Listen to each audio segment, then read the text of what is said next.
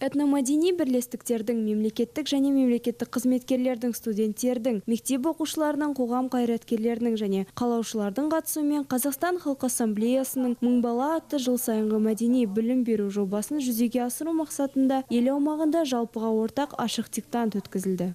В целях реализации ежегодного культурно-просветительского проекта «Мың бала» Қазақстан Халқы Ассамблеясының «Мың бала» атты жобасының аясында Астананың 20 жылдығы мен тілдер мерекесіне орай биыл алғаш рет республикалық деңгейде қаламыздағы қоғамдық келісім, мәдениет бөлімі және тілдерді дамыту орталығының ұйымдастыруымен ашық диктант өтіп жатыр. Диктант бүкіл Қазақстан аумақтарында өтетін болады. Шараны басты мақсаты азаматтардың сауаттығын тексеру, мемлекеттік тілдің дамуына атсалысу мен қазақ ұлтының құндылығының мәртебесін арттыру.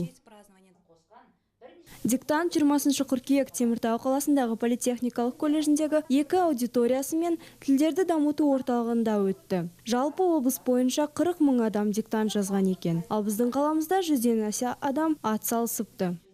Конечно, совместно с қоғамдық келісім у нас была проведена небольшая работа. Аталмыш диктантты өткізер алдында біз қоғамдық бірлестік ұйымымен көптеген жұмыстар атқардық. Диктантқа қазір 100-ден аса адам қатысады. Олардың қатарында Теміртау қаласының мемлекет қызметкерлері мен политехникалық колледж қызметкерлері қатысу алады. Диктантты тексеретін арнайы комиссия қабылданып алынды.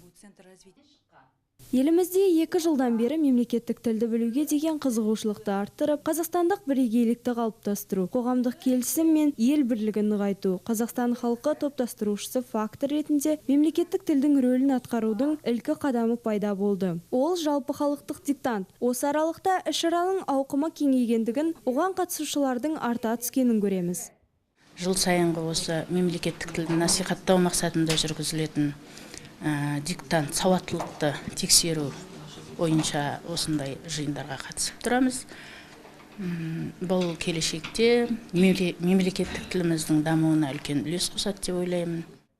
Жоба 2015 жылдан бастап Қазақстанның барлық өңірлерінде өткізіліп, бастапқыда тек аты айтып тұрғандай 1000 баланың ғана мемлекеттік тілін білуінің сапалық деңгейін арттыруға ықпал етуге тиіс болғанымен, қоғам тарапынан қолдаудың арқасында бұл сан бірнешеге артып кетті. Бұл қазақ тіліне деген сұраныстың боямасыз көрсеткіші.